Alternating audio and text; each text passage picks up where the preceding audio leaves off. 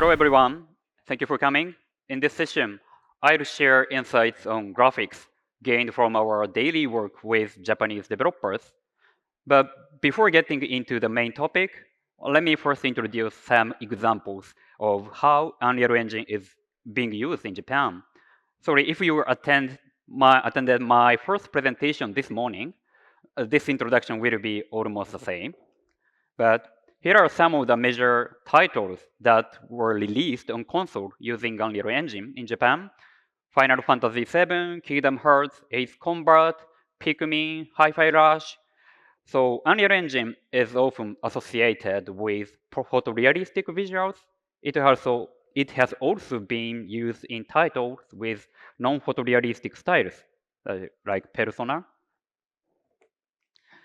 And Unreal Engine is also being used in anime. I don't know how to pronounce the name in English, but we call it Precure in Japanese. It's one of the most popular anime in Japan, not only like girls or kids, but also like otaku. And Unreal Engine is used for the ending movie, including all characters animation, like this image. And we published a blog of this workflow. It's like a UE5, so a bit old, but if you were interested in, yeah, please take a look.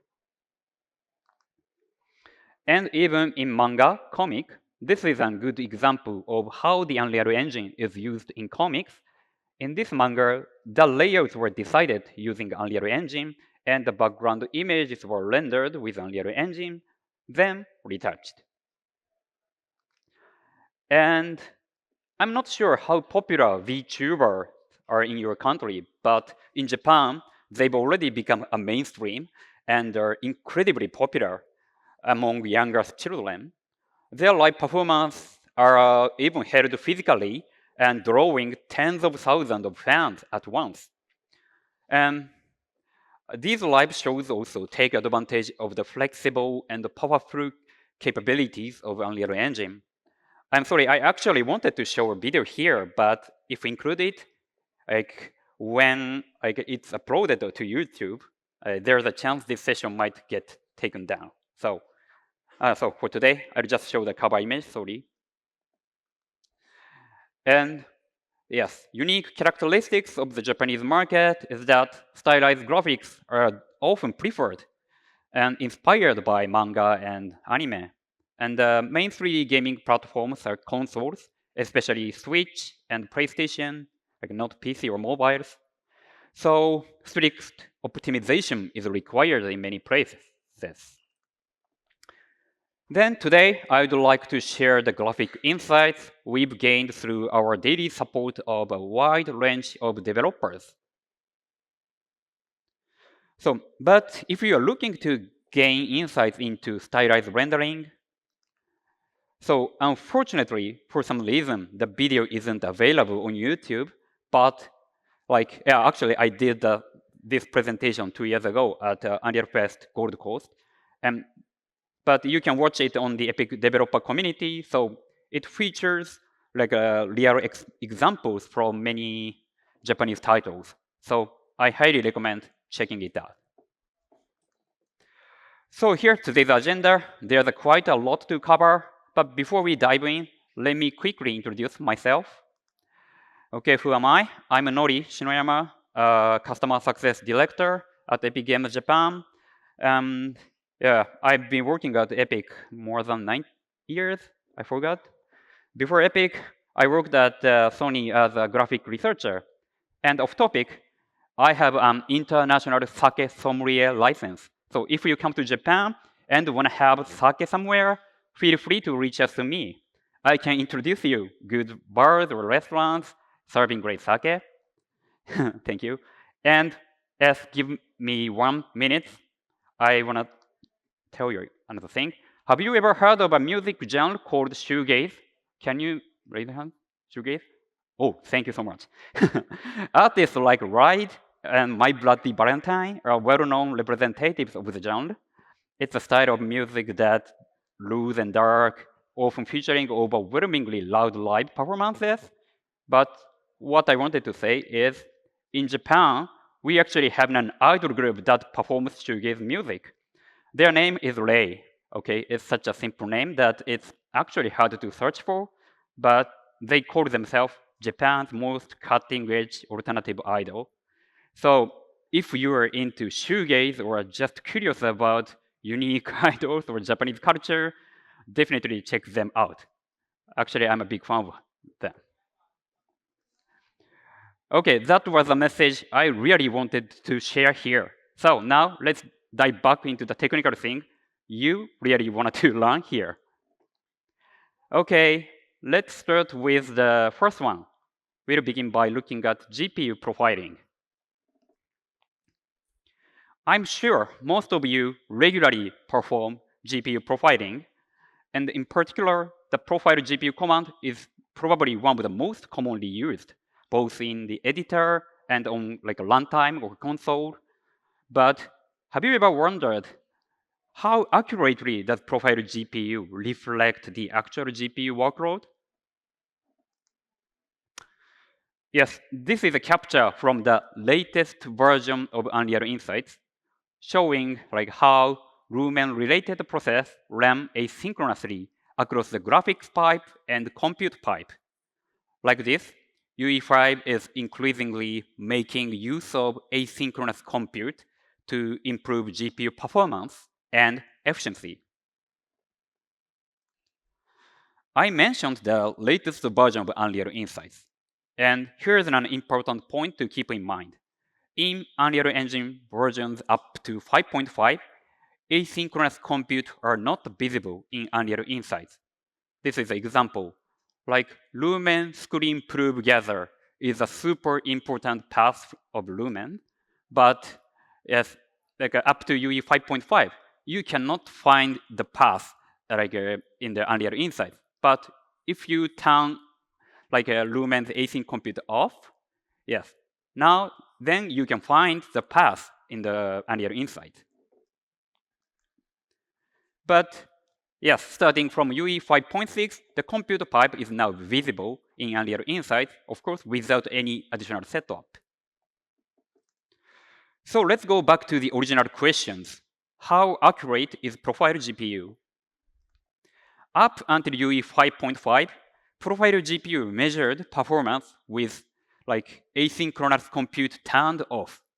This means that the performance was measured without the benefit of asynchronous compute. This means that the result is not accurate. Good news, starting with UE 5.6, Profile GPU now supports async compute. As shown in this diagram, it displays both the compute pipe and graphics pipe. However, the dedicated Profile GPU UI edit window in the editor has been removed. And the results are now shown only in the output log. But when I posted about that on X, kind person replied to me, yeah, I didn't know that at all, so I checked. It does seem that the Profile GPU window has returned in UE 5.7. But one important note, this version of Profile GPU does not disable async compute, which means it provides a more accurate measurement of performance cost. However, it does not show any of the compute pipe activity. So if you want a complete picture, including asynchronous compute, please use Unreal Insights instead. And with the shift to asynchronous compute, there's an important point to keep in mind. As shown in this diagram, many processes now overlap with each other, which makes it harder to see the GPU workload of individual tasks in paths in isolation. In this diagram, Lumen scene lighting appears to take about 2 milliseconds, but in reality, there are many segments within it where the GPU is just actually waiting. So if you want to fine-tune and optimize each rendering paths individually, it can be helpful to disable async compute for those specific paths. This is some example CVARs for asynchronous processing in Lumen. So Unreal Engine makes it incredibly easy to track performance using tools like Profile GPU and Unreal Insights. But then, does that mean we no longer need to profilers like provided by platform holders or GPU vendors? Yeah, my answer is no. You absolutely should use those profiler tools. Unreal Insight and Profile GPU make it easy to see where performance bottlenecks are occurring. And so for day-to-day analysis and understanding of the workload breakdown, these tools are usually sufficient. However, if you want to understand why a particular path is expensive, you need to use GPU profilers provided by hardware vendors like Nanite, Peaks, Razer.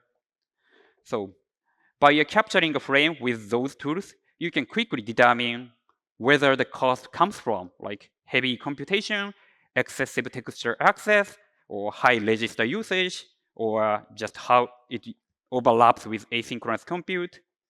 So using platform level profilers, you avoid spending time on unnecessary or ineffective optimization.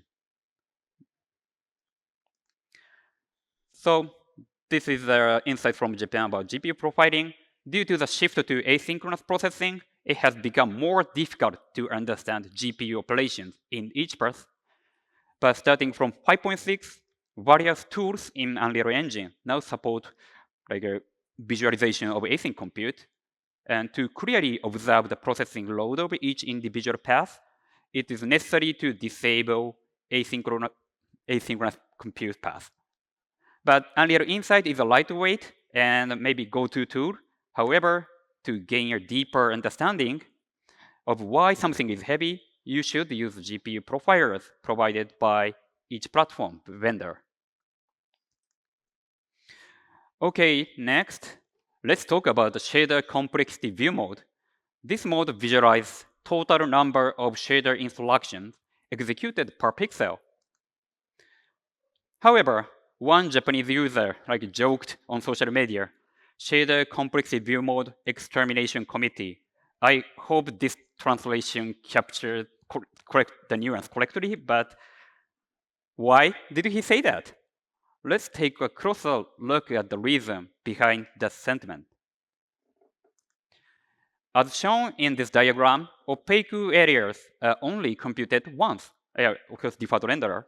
However, translucent rendering is additive, so as more translucent layers overlap, the per pixel cost increases. In terms of how to release the shader complexity view, it helps you easily identify areas where either the opaque shader has a high instruction count or where multiple translucent draws are overlapping, or both. And how do you check the actual shader instructions? Inside the material editor, there is a platform stats window. This allows you to view the shader instruction for each platform based on the specific material setup. But here's a simple question. Does a material that appears red or white in the shader complexity view always needs to be fixed? Important note, instruction count is not performance cost.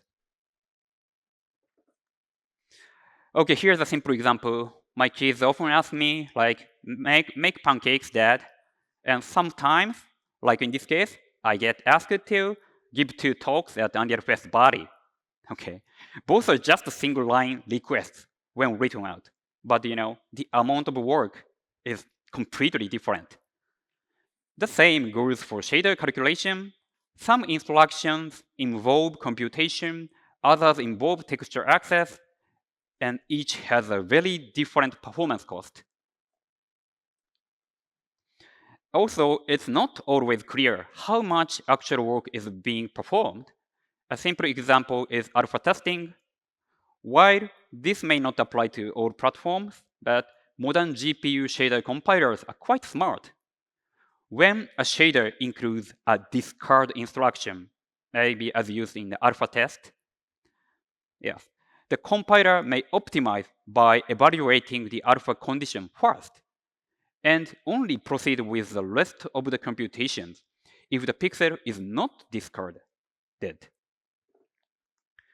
So this is a tricky example, but with a deliberately evil material setup, just applying it to a sphere can result in 20 milliseconds of GPU cost on the certain GPU, even though the shader only has 39 instructions.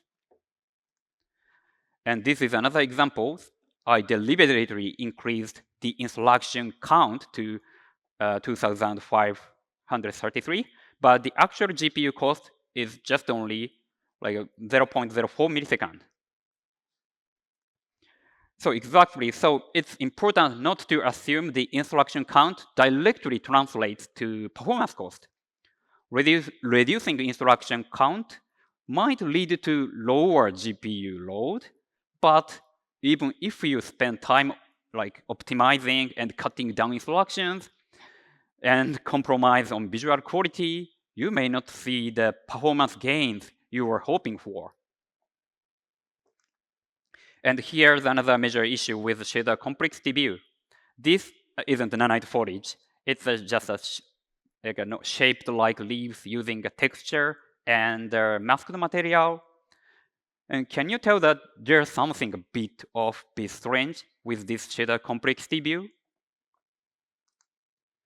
Yes, the transparent areas still run the shader and go through alpha testing, but that cost isn't reflected at all in the shader complexity view. As a result, the masked material ends up being visualized as if it were fully opaque material, which can be misleading. By the inaccuracy of the shader complexity view, maybe he joked and tweeted this. So, as a recommended use case, maybe that shader complexity view is best used for just checking overlapping transparent element like this. So, what's the right way to approach material optimization? Okay, again, by using a detailed GPU profiler, you can pinpoint the real performance bottlenecks and skip ineffective optimizations. So this is insight from Japan about shader complexity view. As we've seen, you can't accurately determine performance cost from instruction count alone. What's most dangerous is spending time on ineffective optimizations. So just because the shader complexity view is bright red or white doesn't mean that reducing instruction count will have any real impact. Okay, next is TSR, Temporal Super Resolution. This is a city sample rendered in 4K native with a certain GPU. In this case, it is about 57 milliseconds, and which is lower than 20 FPS. So as the amount of objects increases and rendering techniques are more complex, so 4K full resolution rendering still is very, very expensive. So as many of you may already know, Unreal Engine has an upscaling method called TSR, Temporal Super Resolution. As shown in this figure, after the depth of field, like upscale to the target resolution by TSR. And here is a picture of 1080p upscaled with TSR. Here is 4K, and you may not notice much difference between them. However, TSR greatly reduces the processing load from like 57 milliseconds to 60 milliseconds. So as you can see, TSR is very powerful, and since both Nanite and Lumen depend on internal resolution, it also dramatically reduces the load on Nanite Lumen as well. But in order to achieve this upscaling, like TSR references multiple frames in the past For this reason, this TSR has a few things you need to know. TSR needs to collect a sufficient amount of samples to reach the target high resolution. Okay, this is the simplest example. If the output resolution is identical to the target resolution, yeah, there is nothing to do. Just use it. That's it. However, as the internal resolution decreases, it becomes necessary to refer to past frames to reach a higher resolution. If the internal resolution is further reduced, it will be necessary to refer to older images to achieve a higher resolution. So if the same frame rate is 30 FPS instead of 60 FPS, still the same number of frames and the same number of samples are needed. This means that TSR needs to refer to frames twice as old. So, okay, this means that if the resolution is too low or the frame rate is too slow, the TSR will need to reference very, very old frames, which can cause ghosting across the screen. This is an extreme example, rendering at just 25% internal resolution. You can see that while the camera is moving, the entire picture is very blurry. However, if the camera is stationary like this, you can see that the TSR is producing increasingly higher resolution because there is no difference between the past frame and the current frame. So it can upscale so beautifully even when rendered internally at only 25 resolution. Yeah, if it's stable, right? I think this is one of the strengths of TSR. However, ghosting can occur on the TSR whenever the FPS drops. In other words, even if the GPU or rendering cost is under low, the FPS dropping due to like a CPU, like animation or loading, can cause ghosting on TSR as well. So such CPU cost cannot be reduced by like dynamic resolution or any GPU technique. So if we want to maintain the quality of TSR, you need to optimize and keep all CPU and GPU performance stable. And there is one more thing to note about TSR. TSR refers to multiple frames in the past, but the change is estimated with velocity. This means that TSR may not work correctly in areas where velocity is not written appropriately. This is how the TSR would work if velocity isn't generated correctly. Strong blurring can be seen on the object. This is a debug view to visualize velocity. You will see that the object is rotating, but the velocity vector are not changed. This is a modified version so that the correct velocity vectors are generated. So if the velocity vectors are correct, you can see that the ghosting has disappeared. Actually, TSR is something many of you are already using without much thought. However, achieving good quality with TSR requires attention to a variety of details. So starting from UE5.4, the DSR documentation has been significantly expanded. It's so detailed that it can be published as a book like this. I pasted some screenshots of the page, but this doesn't cover half of it. Yeah. So since TSR is a crucial feature for balancing both quality and performance, so I highly recommend taking a look. Okay.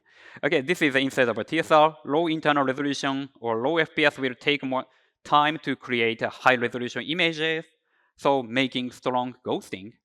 Then also ghosting may occur in areas where the velocity vector is not correct.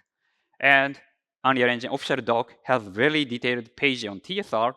It might be a bit of a tough to read, but it's packed with various valuable tips.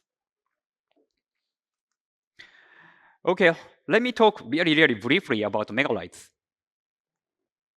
Megalights is an exciting new feature under development designed to efficiently support a high volume of lights even on console platforms. So why is it possible to place so many lights with megalights? Because the maximum number of samples per pixel per frame is fixed. This means that even if the number of lights increases, the processing cost does not increase significantly, like this image. So in traditional rendering method, lighting calculations were performed for each light to ensure accurate and physically correct results. As a result, the processing cost increased with every additional light placed. In that sense, the old approach can be seen as one that prioritizes rendering accuracy over performance optimization. On the other hand, megalights is designed to prevent performance cost from increasing even like when placing many lights. However, this approach may result in minor errors or visible artifacts. But this is something I've explained to our Japanese licensees so many times.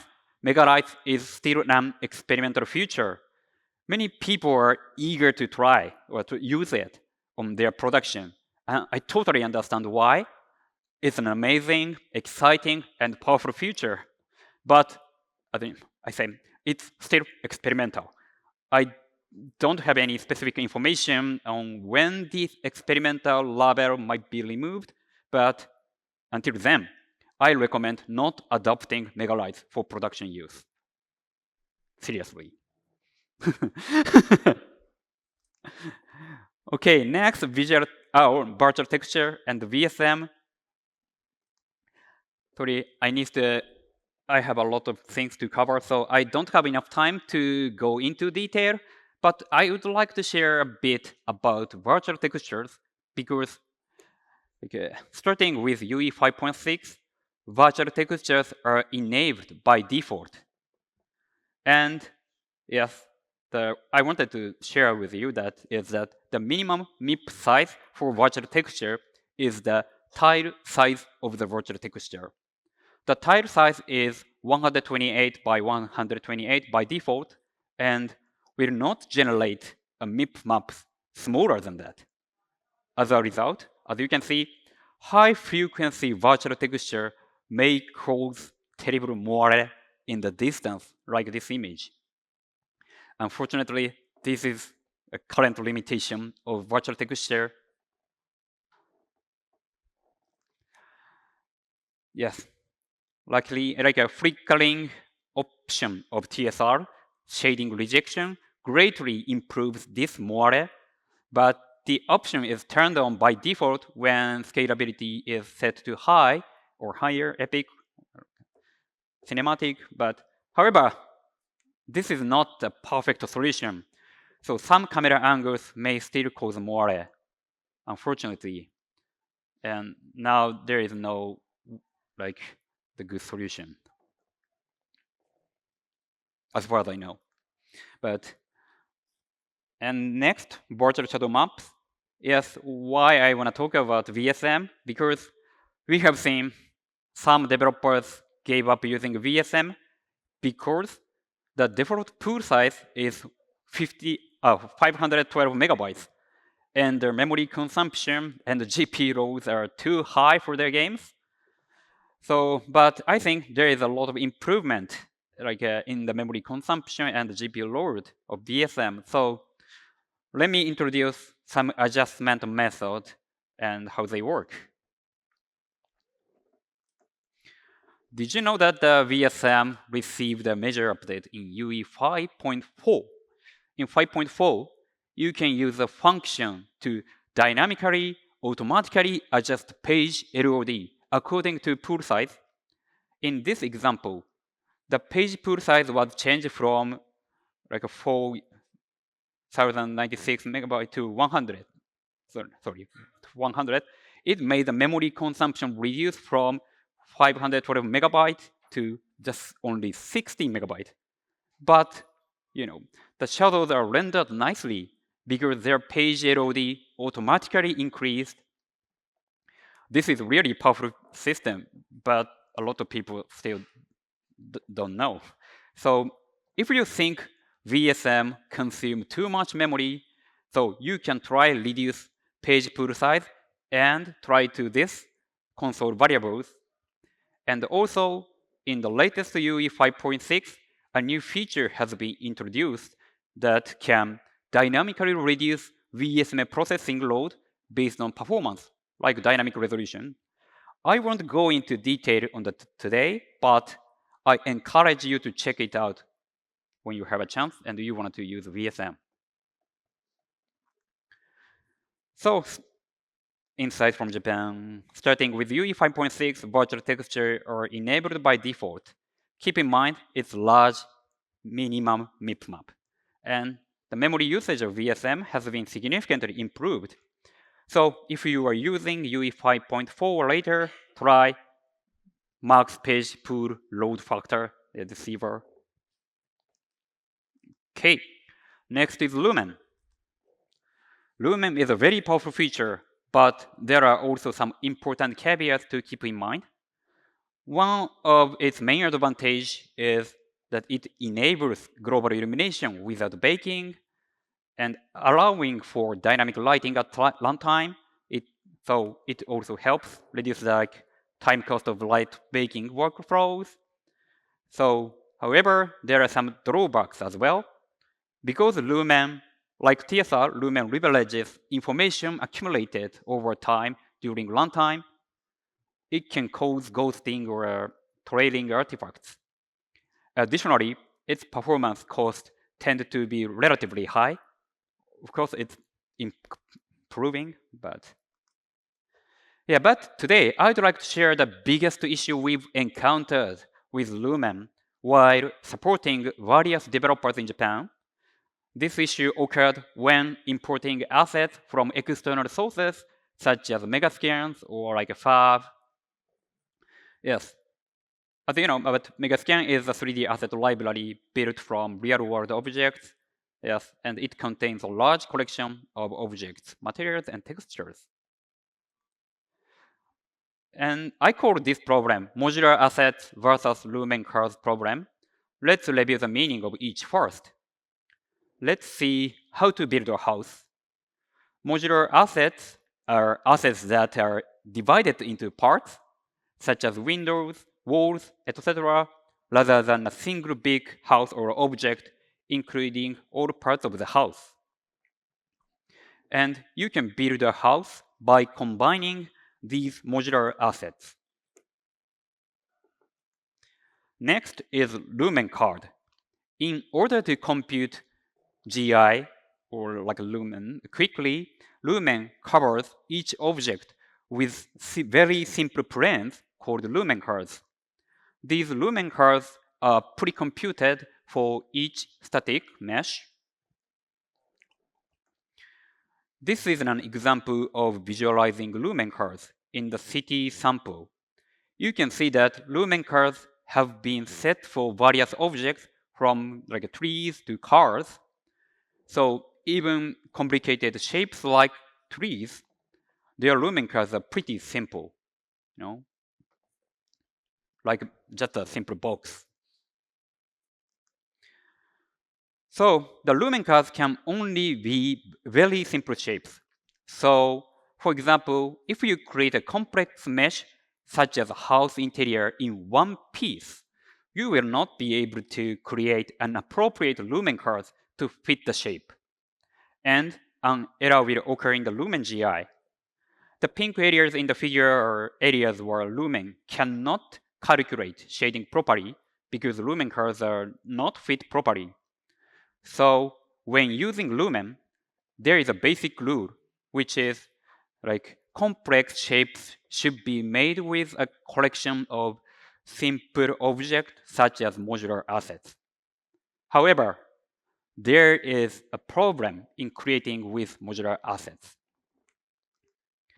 the city sample building is made up of modular assets, but what if each of these modular assets had its own Lumen curve? This is such an example. As you can see, a very large number of Lumen curves are generated even for a single building. So the processing load and memory consumption would jump because of them. So it wouldn't be possible to process them in real time.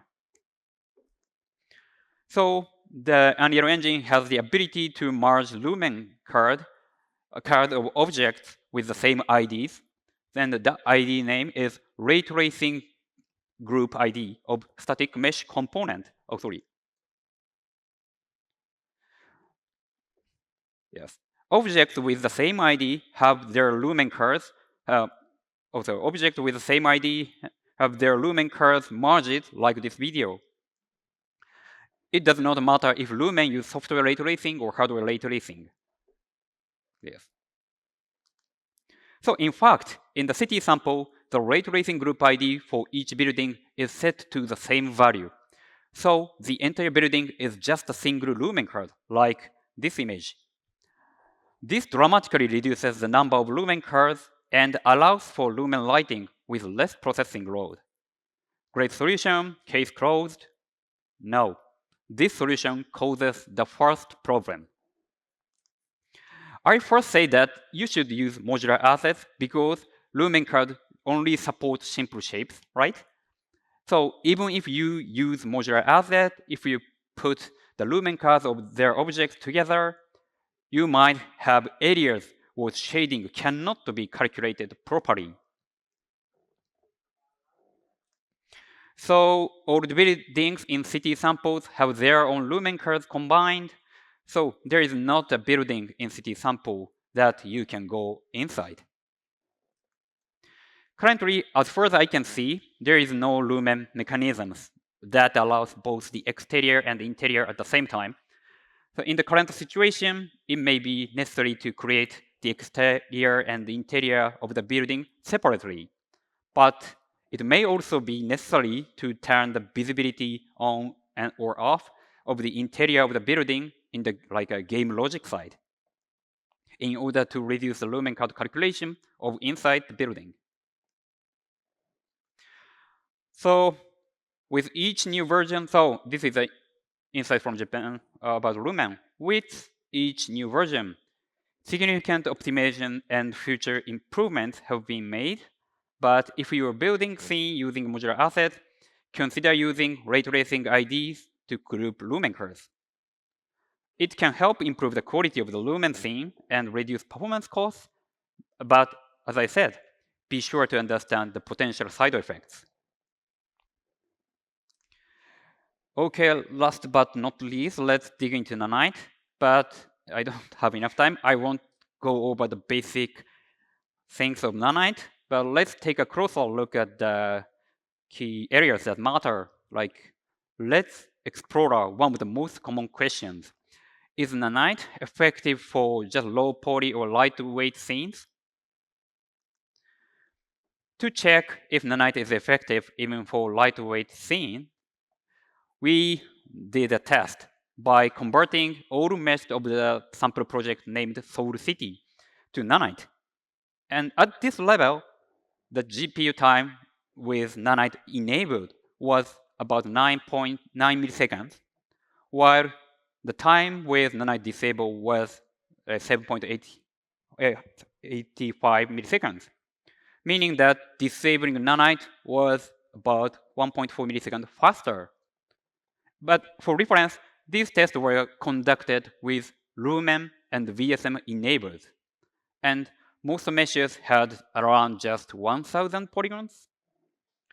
So while UE5 features are generally optimized to work well with Nanite, in this case, the baseline overhead outweighed the benefits, so making it actually faster to not use Nanite for such lightweight scene.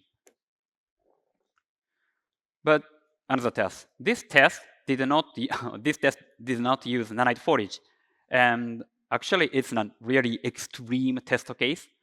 But now Let's take a look at the scenario, high polygon meshes. In this example, a single tree mesh has about 1.46 million polygons, and we placed about 300 trees using PCG. At this level, enabling Nanite resulted in a GPU frame time of just 10.28 milliseconds, whereas with Nanite disabled, it shot up to over 100 milliseconds, clearly showing a huge performance advantage when Nanite is enabled. Of course, in non-Nanite scenarios, you can improve performance by carefully creating proper LOD models. But the fact that Nanite handles this optimization automatically, like LOD setting up optimization, this optimization automatically is a significant benefit. While it's not a direct comparison due to other processing differences, but when comparing with the previous Nanite test scene, where like disabling Nanite appeared lighter, we can see that enabling Nanite only added about, we can see that like a tree heavy scene only added about 1 millisecond to the GPU time, even with a significant increase in poly count. This suggests that the performance impact scale very gradually. Yeah, if you use Nanite. So Nanite comes with a certain performance cost, and in very lightweight scenes, it may actually be faster to disable Nanite entirely, but don't jump to the conclusion that like Nanite is too heavy for simple scenes, so let's turn it off. Instead, take the time to measure carefully and evaluate your scene before making a decision. Yes, in this presentation, we shared a variety of graphics-related insights that Epic Games Japan has gathered through our daily support of developers. We hope that even just one of these tips or lessons proves useful to you. Yeah, thank you so much for coming and listening. I'm not very fluent in English, so I don't do Q&A here. So, but feel free to come talk to me directly at the dev launch later. And don't forget, please check out Japanese Idol Relay. And most importantly, let's enjoy Unreal Fest and yes, after party. Thank you so much. ありがとうございました。